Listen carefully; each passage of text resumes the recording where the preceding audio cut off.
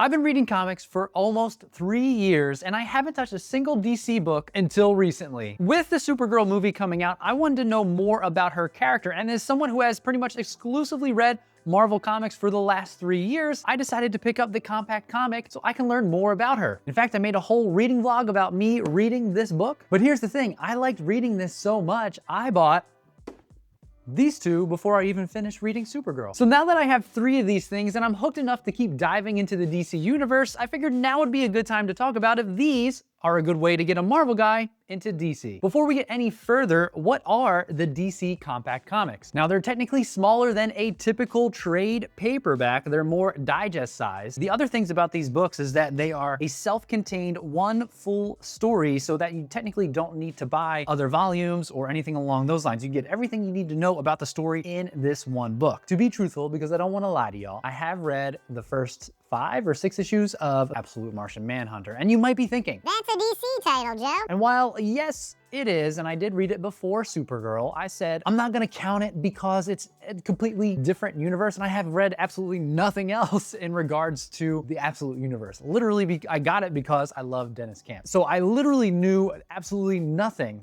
about DC Comics or the DC Universe or anything, especially anything about Supergirl. But as I was reading this, I really liked the format. I liked that, you know, it is small, and like while trade paperbacks, the standard one is nicer. This was also nice. Like I could take it with me places, although I didn't read it anywhere else. I just read it right here at my house. It was reading issue 6 for me that I was like, I need to know more about DC stuff in general. This issue itself I felt like was really good, but it is the kind of story, I don't want to say origin, but why Supergirl is so distraught and why she does everything is because of, we go over the whole telling of like what happened to Krypton. And I thought the art by Bilquis Evely was absolutely stunning. Huge splash page, 2-page spread, also amazing. Look at these, that one, awesome. That one, awesome. Look at that.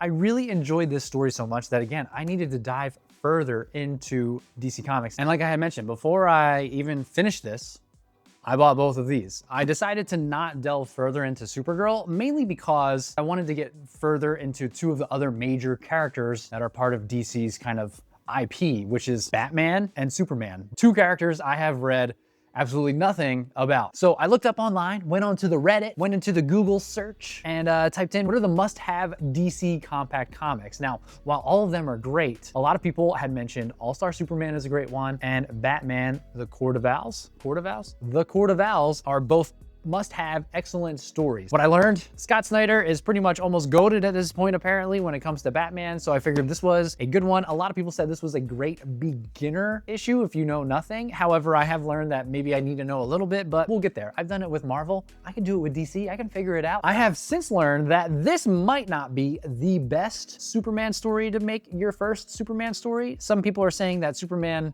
Birthright, is that right? Whatever DC compact comic by Mark Waid involving Superman is probably one of the best first Superman stories you can read. So I may go and buy that one, and I'll probably still read this one too. It doesn't matter. So now, as someone who is hooked on these DC compact comics and wanting to dive deeper into the DC universe, some things that I really loved about these. They are cheap. They are probably one of the best ways that you can get into the DC universe. I'm pretty sure there's not a single compact comic that is over $10. You cannot buy a regular trade paperback that is going to consist of 12 issues for $9.99. It's just not gonna happen. Now, part of that is because it's bigger, it's got glossy pages, stuff along those lines. The size, I love the size. It's like a normal, regular book for the most part. They're easy to carry. You can easily slip it into a backpack or a bag, whatever it is, and bring it with you anywhere. I also like that these are some of the most iconic DC stories without having me trying to figure out what those are and buy the different trades and stuff like that. It's all in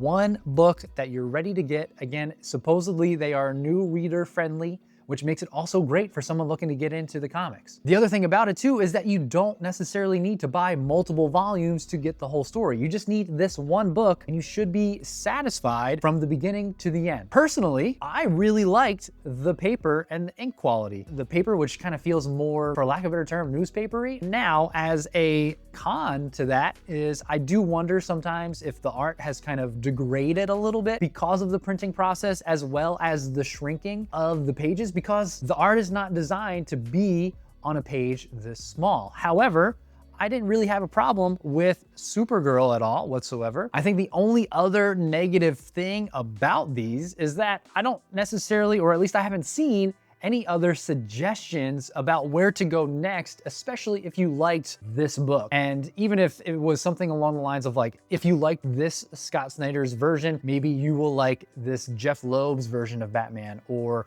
Matt Fraction's version of Batman, whatever it is. And I could go searching. However, it would be really nice because DC curated these stories for us that they could continue and push us into the next direction. That would make my life 100 times easier, and I would probably lean into those suggestions. So at this point, if you're still wondering if this is a great way to get into comics, specifically DC Comics, as someone with comic reading experience, I highly recommend that this is a great way to get started. They're affordable, they're great entry points, and relatively beginner friendly. So if you're looking to get into DC, I highly recommend you check out the DC Compact Comics. I am thinking about doing a reading vlog for the Batman and Superman Compact Comics that I have. If you want to see those, let me know down below in the comments. Until next time, peace.